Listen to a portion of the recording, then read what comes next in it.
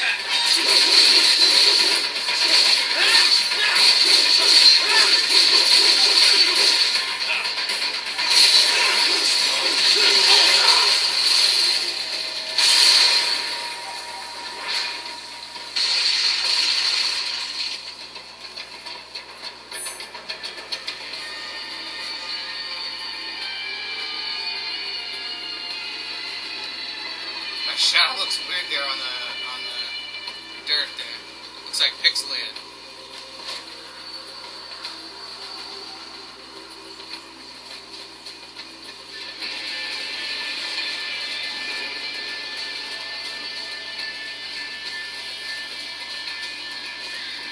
Exploring around here, see there's some guards up there.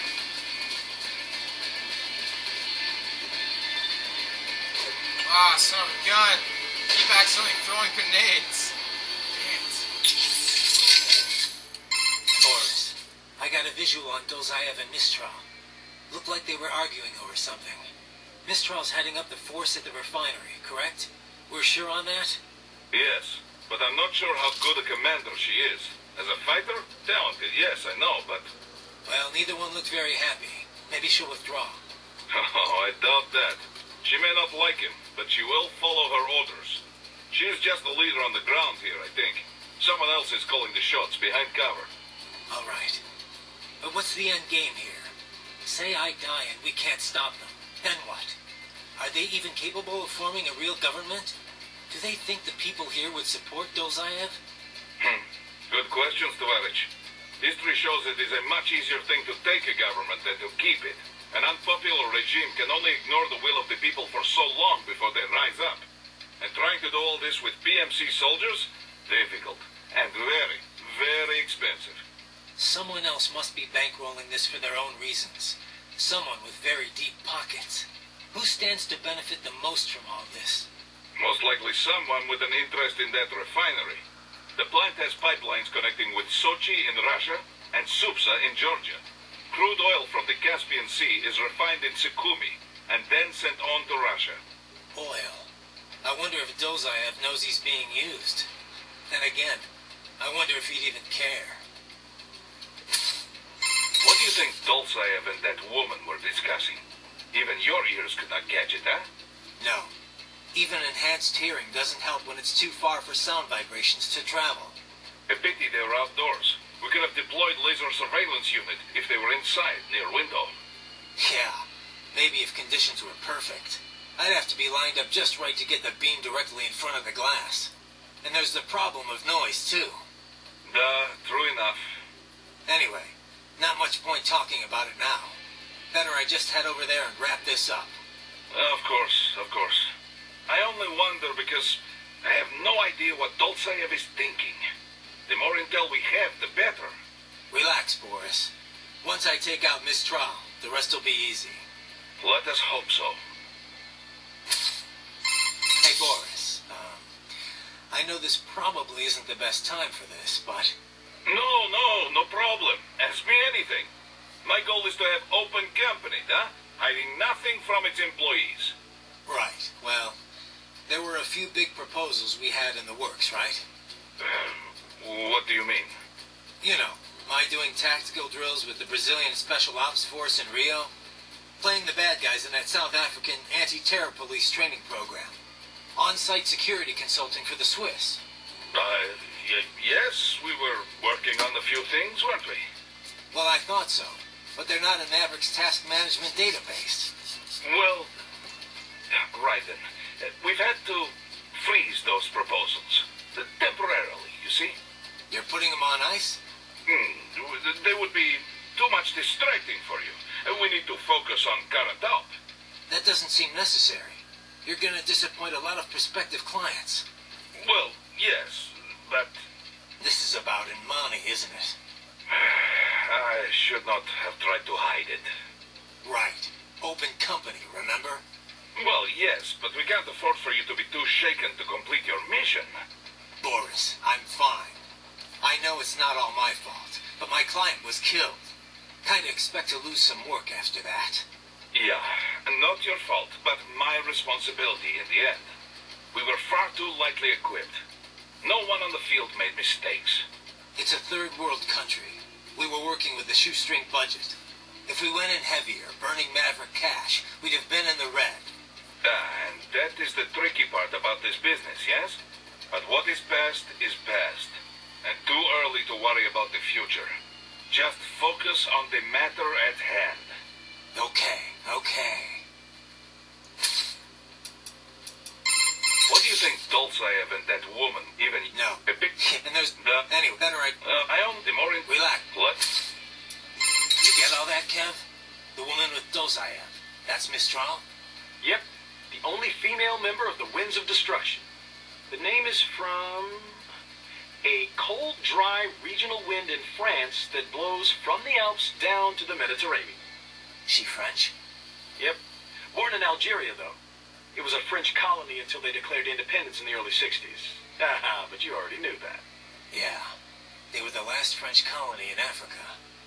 You know your history. Plenty of French colonial families still live there. Pied Noir, they're called. I've heard the term. The main character in that Camus novel, The Stranger, was one. You also find a lot of Algerians who've immigrated to France, although they put a stop to that a while ago. Yeah. A lot of European countries seem to be clamping down on immigration lately. Mistral joined the Foreign Legion to get her citizenship. A woman legionnaire? And not the first.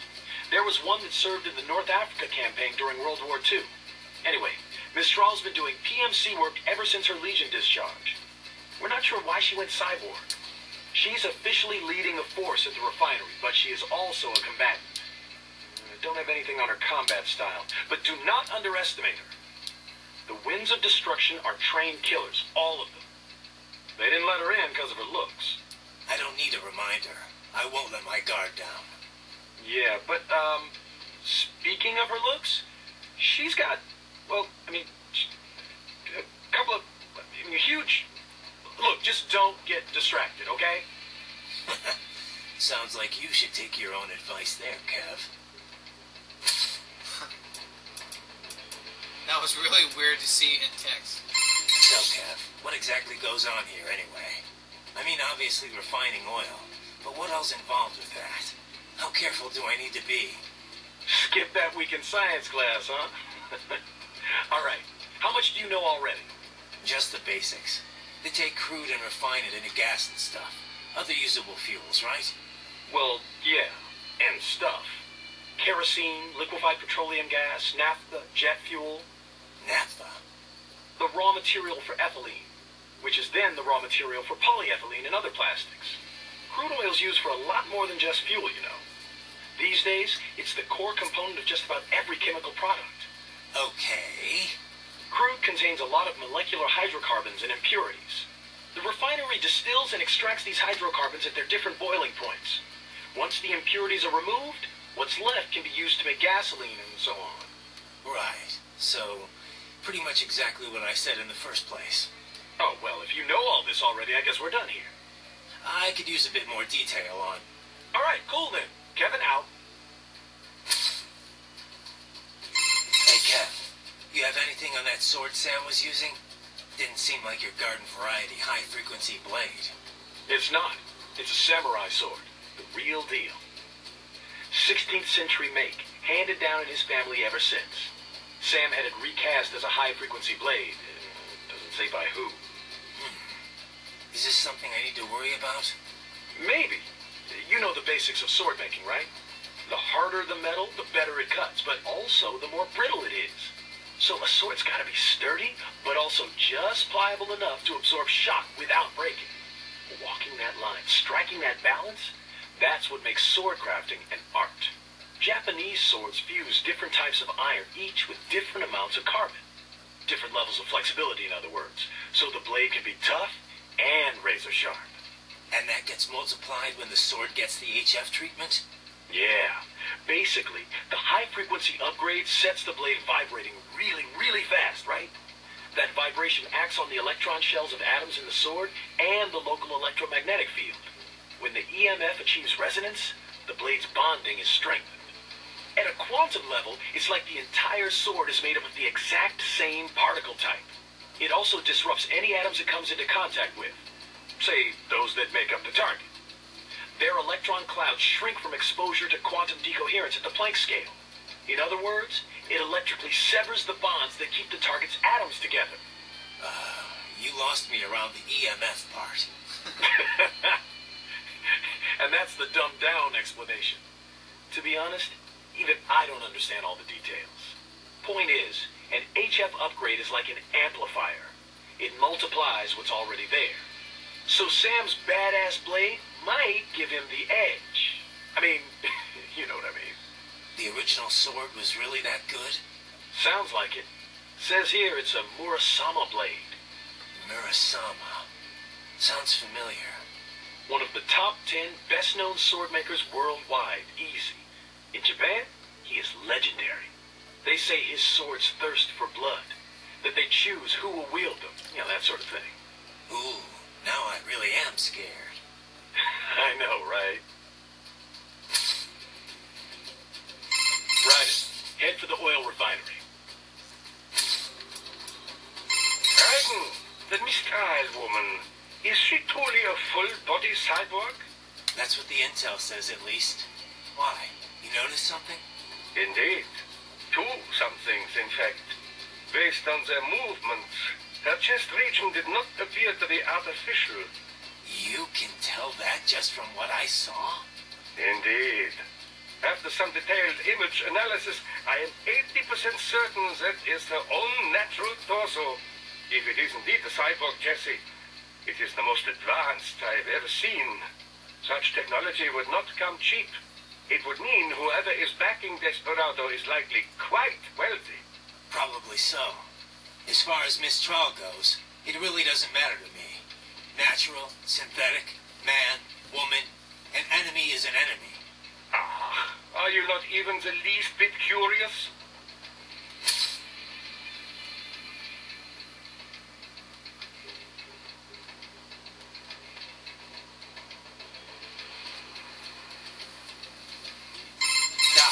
I'm seeing Desperado cyborgs explode here after I take them down. For security purposes, I would imagine. Cyborgs often use classified tech from suppliers who take great pains to maintain their trade secrets. Most likely, these models have a self-destruct failsafe that triggers once they cannot defend themselves. So they die even though their brains could be transferred to a new body? I understand your concern, Raiden, but I am sure these conditions were clearly stated in their contracts. This is one area that is well regulated by the law. PMCs must inform their workers of such things. These men knew the danger when they signed up. No doubt they were compensated for the additional risk. Right. You should be more concerned with the potential for data loss in these explosions. They could damage or even erase the holographic memory in their left hands.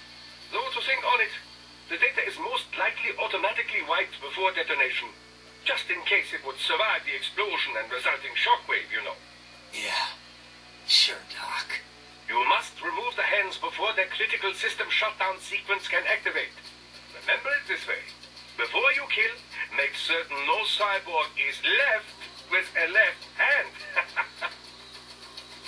Oh, if I could just get that to work. Raiden, have I told you of the research I was conducting before we met?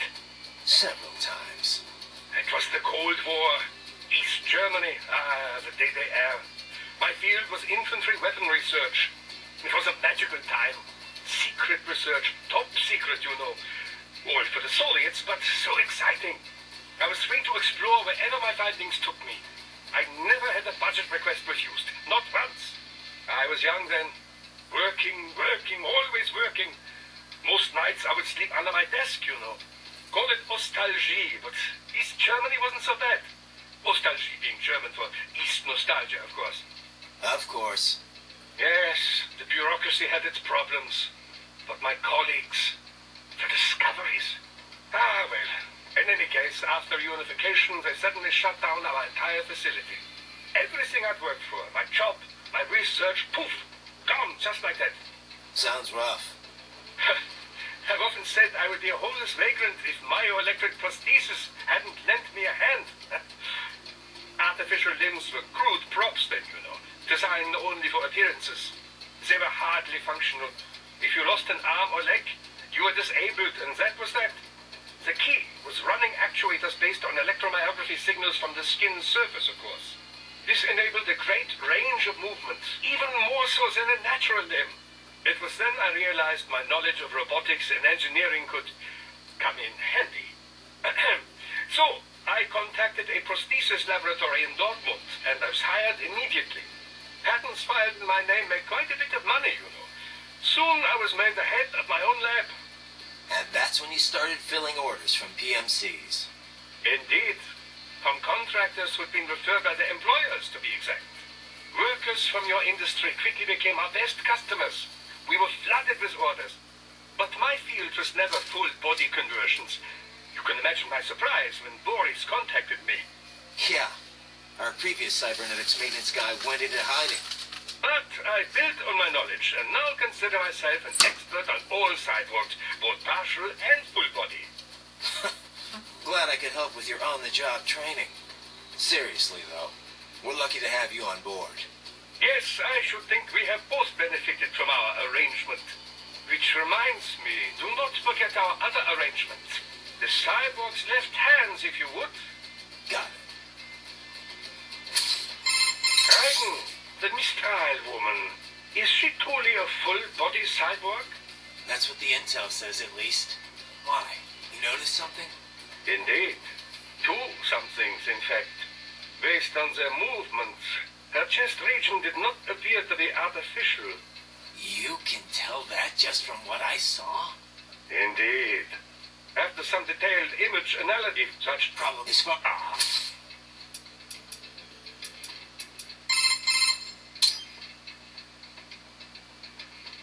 So Mistral's from Algeria. Have you ever been? No. You? Once, for a consulting job. Pretty short trip, though. I hear it's pretty safe there now, compared to how things were at the start of this decade. Yeah, I was able to slip a little sightseeing in. Pretty nice spot for a vacation. Kind of hot, though. 80% of it's the Saharan desert, and wow, it was just like you'd imagine. So much sand. You could easily imagine camel caravans trekking beneath the early evening moon. It was like something from another world. Yeah? I thought only a sixth of the Sahara was sandy like that. The French carried out a bunch of nuclear tests there, too, I remember. But once you reach the Mediterranean coast, it's a totally different place. All these white-walled buildings framed against intense blue sea. It's a really stark contrast. Were you in Algiers? I know that the capital looks a lot like that. Yep. The local cuisine's totally French-influenced. I'll never forget this one lunch near my hotel. A baguette sandwich and a café au lait. Simple and simply unforgettable. Oh, there were a bunch of sweet shops in town, too. High-quality European candy, but so cheap. Sounds like you ate your way across the country. Well, food's an important part of local culture, you know. Oh, and speaking of which, the seafood. I didn't expect to see Mediterranean fish in African cuisine, but it was also fresh and flavorful. They'd fry up small fish whole, then drizzle them with lemon juice. I could have eaten that all day. Sounds like a lot of calories. I tried to stay active, you know. Hey, did you know my visual analyzers can tell me how much someone weighs? Yeah, I'll have to talk with Doc about disabling that one. Ryan, what you said before about your sword being a tool of justice, I just want to say I agree 100%. I wish all PMCs thought that way. Glad to hear you say that. You mentioned it was part of some samurai code? Yeah. I didn't grow up using a sword. I fell into it by chance. during a mission. After that, I decided to train with the HF Blade. I studied a lot of samurai techniques. I really got into it. Started learning more and more about ancient Japan and the samurai code. I tore through stacks of books, movies, anything I could get my hands on. Somehow hard to imagine you settling in with a big bucket of popcorn. What? A cyborg can't have hobbies? I'll have you know I'm actually a huge movie buff. Okay, okay. So that's where you picked up this Sword of Justice creed? Yeah. Most of it from a single master named Munenori Yagyu. He founded a school of swordsmanship on the idea that violence can be necessary for the greater good. He called it Katsujinken, the life-giving sword. Yagyu believed power isn't evil in itself. It's how it's applied that matters. As time went on, Katsujinken incorporated deterrence. It took on the meaning of winning without fighting. Or as I like to say, one sword keeps another in the sheath. That's from George Herbert. He was an English priest, 17th century, almost the same era as Yagyu. It's a universal idea, I guess.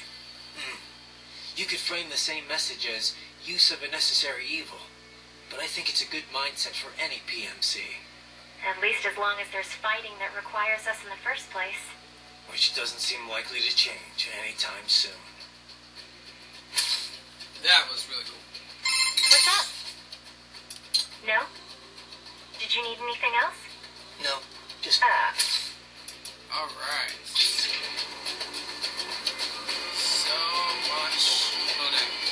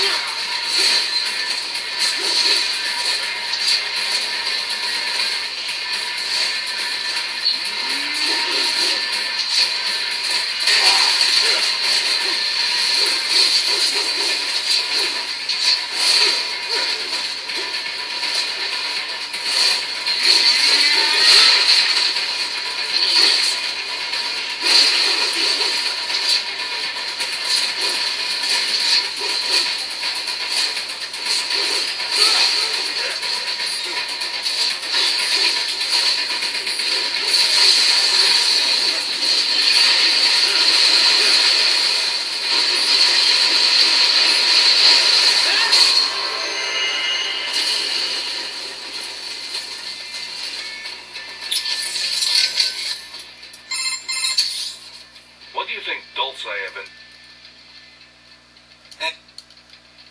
Wait. What's up? Okay, save complete. Don't let your guard down. Alright, let me... In the... Such...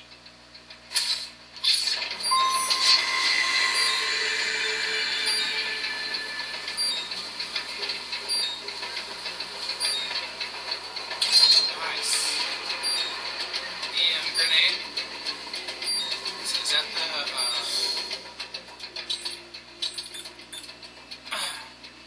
the one that the civil shoots? I should have used one of those. Oh, I'm an idiot. That would have really helped. See, so in there is where I'm supposed to go. Crap, it's mine.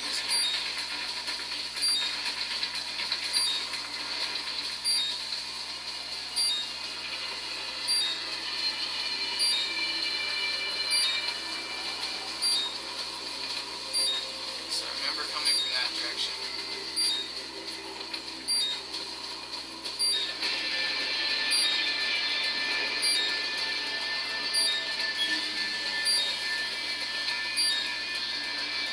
Why is that tree glowing? The trees always glow? Yeah, I guess they do.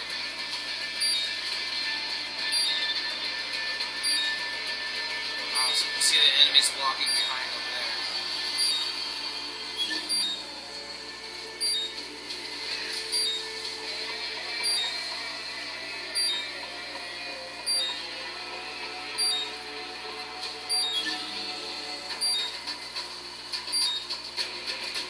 There's an item right there.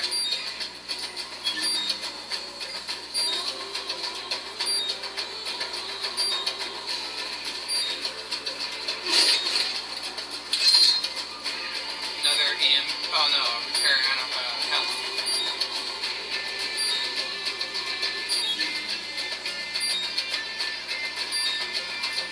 There's another item over here somewhere.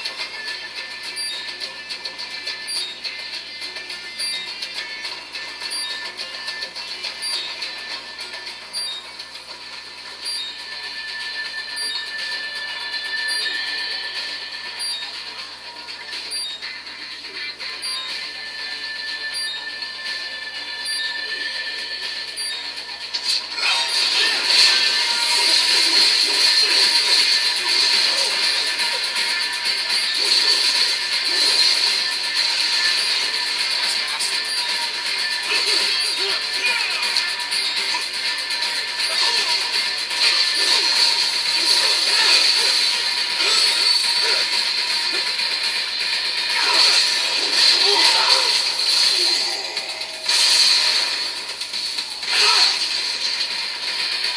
So this is one of these assignments.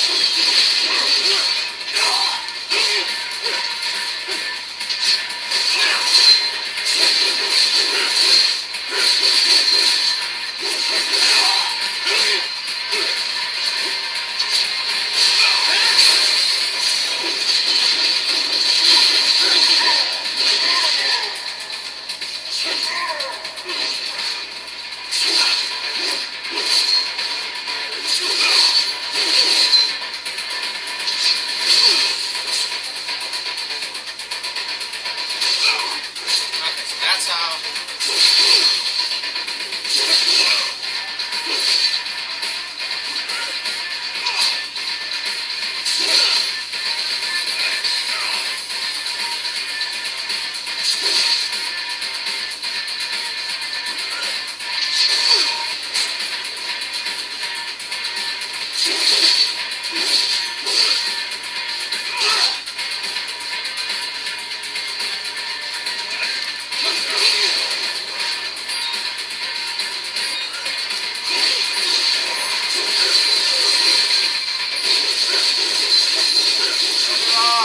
Again, man. Not get this thing to work. Suck. Hollow ship.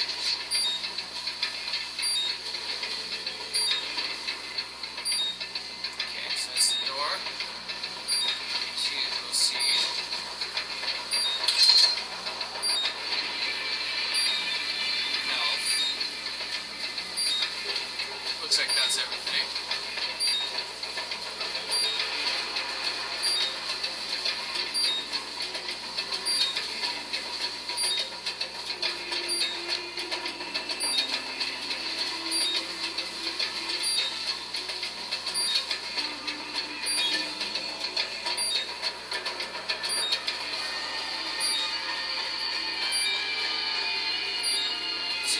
rocket launcher I need to collect. Is that an item up there? Looks like it is. Aha!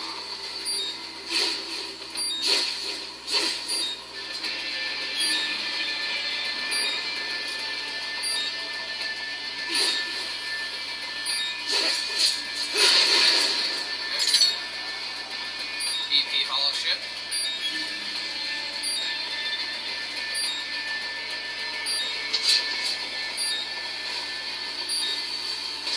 And then there's a rocket launcher somewhere over here.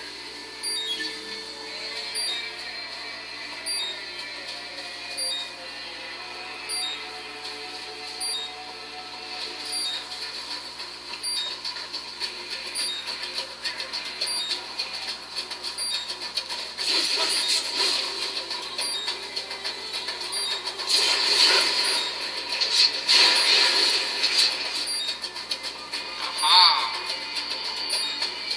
Yes, rocket launcher.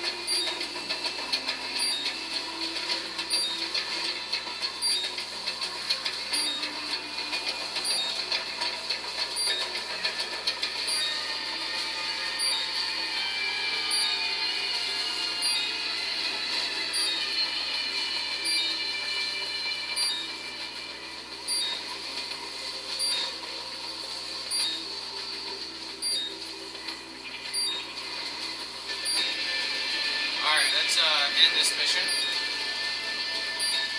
We intercepted call for backup during your last fight. The caller's position is on your Soliton radar. You can engage if you wish. It is your choice. Sidequest. What do you think Dulce and that won't even... No. A big... Yeah, and there's... Anyway, better I... I own the more... Relax. What? Right. Head for the oil. That's what... In the big... And if it's such problem... It's fine. What's up? Okay, save complete.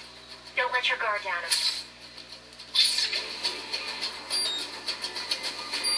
Alright, let's go over here and rescue this person.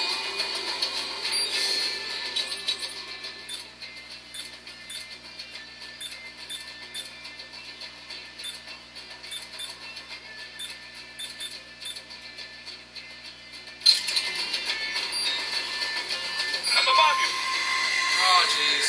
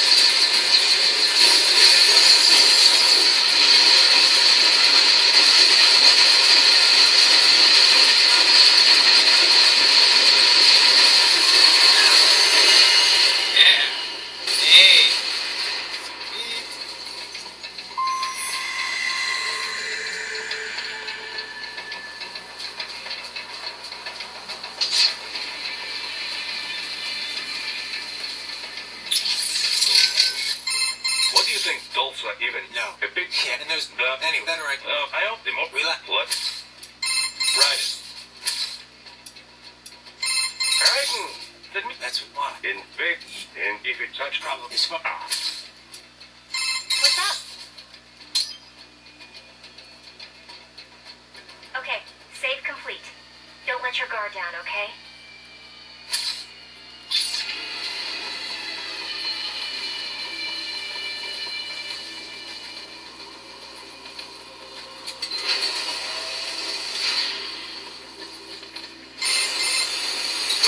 The cliff is just ahead at the end of the old city. Beyond that is the refinery's backyard.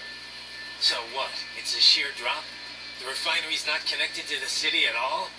No, it was only built 2 years ago. There should be a narrow path around there that leads to the plant. It is protected by a fence, but probably you can cut your way through. Probably. Don't get cocky. Most likely it is Desperado running security down there.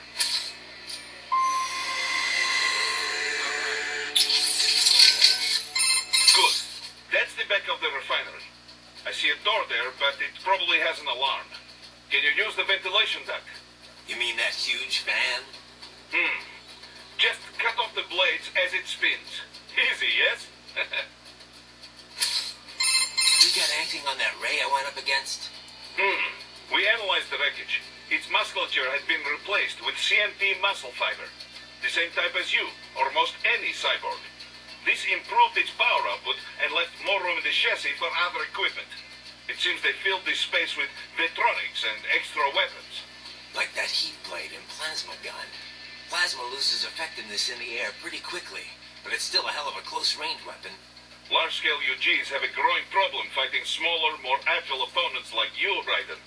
This is why we now see UGs armed with new countermeasures, such as this Ray had.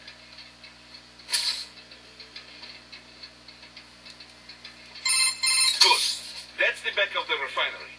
Can you use... You mean... Hey, so, Kev, buddy, about the refinery. Can I get a quick breakdown of the facilities? Copy that.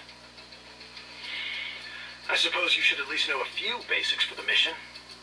So, like I was saying, the refining process is based around distillation. The tallest building on site is the distillation tower. All the crude oil runs through there first, where it's distilled at different boiling ranges. Lighter components with low boiling points are removed at the top of the tower, heavier ones at the base. The heaviest fuel oil then has the lighter oils and naphtha that distillation didn't remove taken out. Fluid catalytic cracking is what they call it. Other than that, let's see. There's equipment to remove sulfur, a cooling tower to dispose of all the water used. Oh, and the flare stack to eliminate gas waste. You see that thing with flames shooting out the top? That's the stack. It's burning the gas off? Yeah, burns it up completely, rendering it harmless. Kinda hypnotic if you stare at it a while, huh? Next door you have a power plant. Pretty typical for this type of facility. And of course the gas tanks. Liquefied petroleum gas, LPG, is pressurized and stored in those round tanks. It's also artificial, but it's got a certain charm, you know? Like the ultimate in utilitarian beauty. A solitary distillation tower, all lit up and set against the setting sun. It's an amazing sight. Kev, you still with me there? What? You don't appreciate this kind of stuff?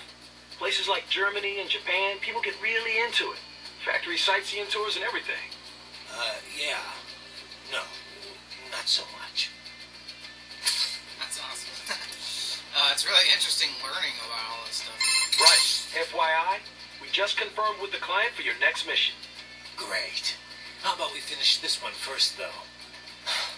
I'd like to see my family again someday, you know? My son's going to forget he even has a father. 90-day contracting tour, buddy. We're all in the same boat. Man, feels like ages since I was back in Virginia. I don't know about in the same boat. These guys are out to tear me limb from limb. Worst you are EMF desk jockeys have to worry about are paper cuts. All right. Guess you don't want to hear what your old friends are up to then. Who is it? Desperado. Where is it this time? Mexico. Apparently they've got some kind of lab in Guadalajara. You're going in to investigate claims of human trafficking and illegal dumping. And our client? Who's picking up the tab? If we're planning to play police all of a sudden, we're gonna need some kind of budget. No worries there. It's a human rights group we've worked with a few times before. They were conducting their own trafficking investigation when Desperado came up. Understood. You can brief me when I get back. Roger that. Interesting.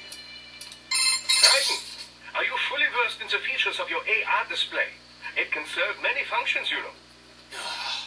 Do I hear un lecture coming on? A lecture? No, of course not. I'm hardly an expert. Of course, I know the first practical application of the technology was for aircraft HUDs. Then head-mounted displays, HMDs.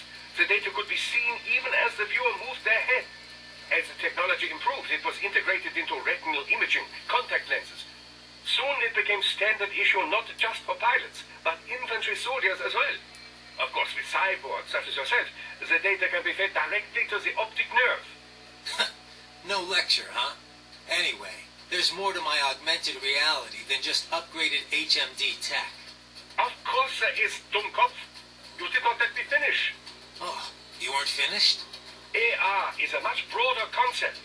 It is more a design concept than a particular imaging methodology. It encompasses HUDs, HMDs, any and all manner of visual real-time data overlay. Though recently, some reserve the AR label for virtual objects the subject can both see and touch. For example, your codec menu and zoom slider. Such objects do not exist anywhere in the real world, not even as images. They are fed directly to your optic nerve, so only you can see them. Yet, when you interact with them, sensory feedback is delivered to the nerves in your fingers. It gives you the sense of touching a thing that does not exist. Beats lugging around a sat radio and giant scope, that's for sure. That's awesome. There is another school of thought on precisely what constitutes AR. Seriously, more of this? It defines AR as anything which obscures the boundary between reality and that experienced by the viewer. Well, how would that be different from VR? Well, for example, let's say that you and I are having a nice chat face to face. Suddenly, I disappear. Poof. And in my place appears a ravishing, nubile young woman. Is the girl the projected image or the reality?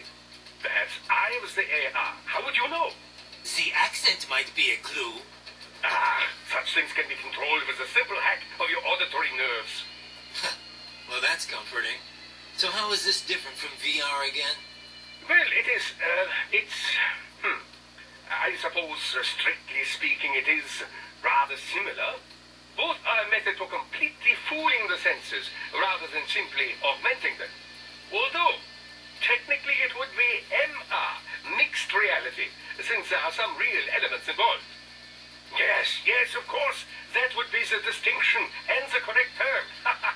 In any case, the advance of MR technology leads to many interesting philosophical questions. What happens when appearances cease to have meaning? It is no longer see it to believe it, after all. It could make for a great advance in cyborg acceptance, you know. They could project a perfectly normal human body to be seen by anyone who can perceive MR. I don't know. Sounds like it might cause more problems than it'd solve to me. Hey, Doc, what can you tell me about the carbon nanotubes used in artificial muscles? I know they're the real key behind the proliferation of cyborgs, but... Well, a carbon nanotube, or CNT, is a sheet of carbon graphite formed like a tube. They range from 50 nanometers in diameter all the way down to under 1 nanometer. 1 nanometer, you recall, is 1/1 billionth of a meter, quite small. As you've likely seen, the carbon atoms that make up the sheet are organized in a 6-point ring shape. These hexagonal structures are connected to each other along their edges. Sort of like a soccer ball. Precisely. Such structures are known as Buckminster fullerene. CNTs were discovered by accident while scientists were researching other fullerenes.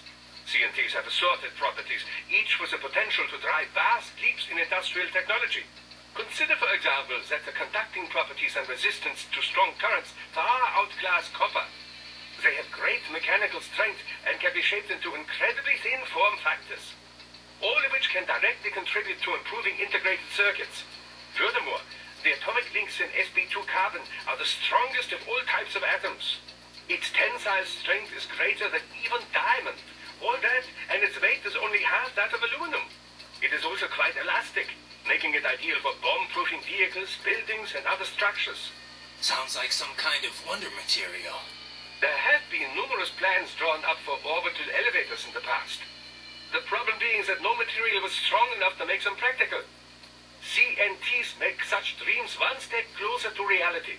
You can change their structures by using the right power voltage, and they can withstand temperatures between -190 and +1500 degrees centigrade. They feature a large surface area and an empty space within the tube. This allows for such things as fuel and catalysts to be stored inside.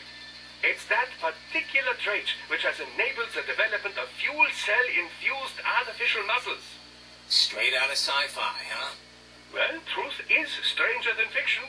Science fiction, even. Scientists are currently expanding upon all of CNT's uses. But it has taken a fair amount of time since their discovery for practical implementations to pop up. Historically, mass manufacture was deemed too difficult, the costs astronomical. Practical manufacturing methods were established in the early 2010s, but the Patriots hushed that up. Indeed. And now that it's out in the wild, we are finally well and truly in the carbon nanotube age. A lot of references, or quite a bit of references, whenever they talk about the Patriots to Metal Gear Solid 4, which I never played. Where the hell did Desperado get all these cyborgs anyway, Kev? Hard to say. They're not as rare as they once were, but still. Of all registered PMC troops, we're still talking, what, 3% have enhancements? Maybe 5% tops. Mostly career military who got hurt on the battlefield one way or another. Getting their arms or legs back lets them keep earning a living. But most able-bodied soldiers are still reluctant to sacrifice their own healthy body parts. Plus, the surgery is highly specialized. Expensive as hell. Not to mention maintenance costs after that. Unless insurance is footing the bill, most guys couldn't afford enhancements even if they wanted to. Maverick's got some cyborgs. What's their story? They all wounded in action? Mostly. I heard a few saved up and paid for it themselves, but just a few. There is this one crazy blonde guy, though. I heard he asked for a full body conversion. The Patriots didn't leave me much of a body to begin with. I just had Herr Doctor finish what they started. You know I'm just giving you shit, man. Anyway, yeah. Looking at the numbers, cyborg soldiers are still a pretty small minority. Not really surprising when only contractors in developed countries are offered insurance. Third world soldiers get hurt out on the field, and that's all she wrote. They can't work as a merc anymore. Most times, they can't really work at all. Well, Desperado's up to something, because cyborgs are definitely not in the minority here. I've heard of some PMCs covering the cost of the surgery for their disabled. The mercs get their career back, sure, but the PMCs aren't exactly running a charity. These guys have to work to pay it off until the company at least breaks even on them. Any cyborg breaks his contract early would probably be in debt for the rest of his life. You think that's Desperado's M.O.?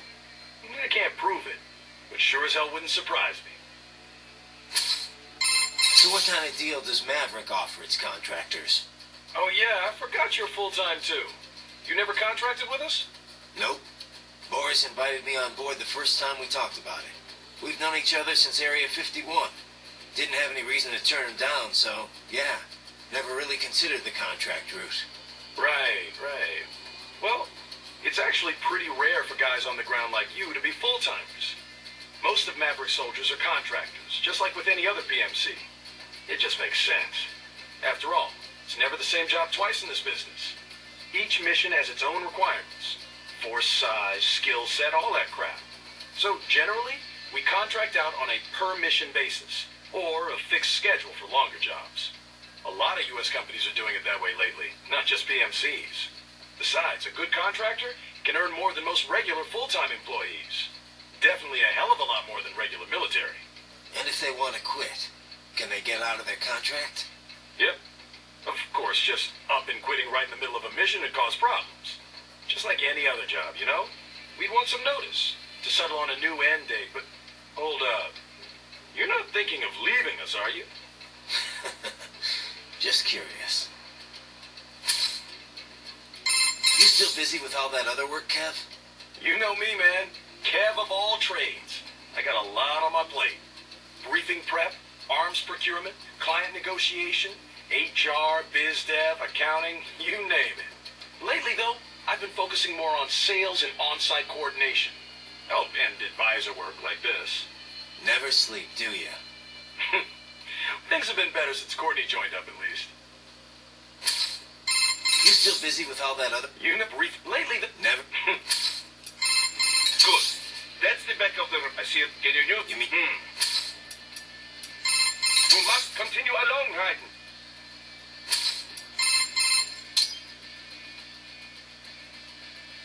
You know, I have to hand it to you guys.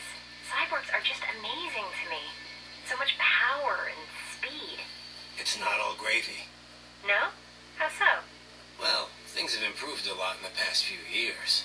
But back when I was modded for the first time, keeping artificial blood free of impurities was a huge hassle. Artificial muscles need a constant flow of oxygen from a blood source, just like the real thing. But it was a challenge getting the kidney units as small as they needed to be. We all had to undergo routine dialysis. Sounds rough. Used to be even worse back when Dr. Clark was still experimenting. Bad nerve connections would screw with the test subject's pain receptors. It was torture. Compared to that, I had it pretty easy. It wasn't until recently that you could eat and drink like normal people, right? That's right. We generally use glucose-based nutrient packs to keep the brain running. But we can absorb nutrients orally now, too. Whatever we eat's broken down by nanomachines, and we have taste sensors as well. It's not exactly like it was before. The difference is, I can turn those sensors off if I don't need them. That's been surprisingly useful. So cyborgs can live pretty much normal lives now? Well, getting there. We still need fuel cells and nutrition packs, not to mention regular maintenance. It's a lot of dough. Of course, another big problem's how other people look at you. How do you mean? There was a time when I wore artificial skin. Tried to look as close to normal as possible. I've still got some now, on my face. The tech at the time wasn't great. You still looked pretty unnatural. Maybe you could fool someone from far away, but up close, even a baby could tell I wasn't human. Going out shopping or whatever, you could feel all those eyes on you. I tried to find something to do other than fight, but looking like I did got me 2 strikes pretty much as soon as I walked through the door. That sounds terrible. Well, you appreciated it when people were honest about it, at least. But when they were too polite to just say so, that was rough. Things are getting better these days, though. Artificial skin's improved a lot. And you don't get so many stares now that the general public knows about cyborgs. Maybe I should look into the cyborg thing, huh? I could eat whatever I want, whenever I want. Probably cheaper just getting lipo, Courtney. Jerk. Alright, so this has been Astral Triforce for WatchMePlayGames.com. Please check the website out and tune in next time for the next part.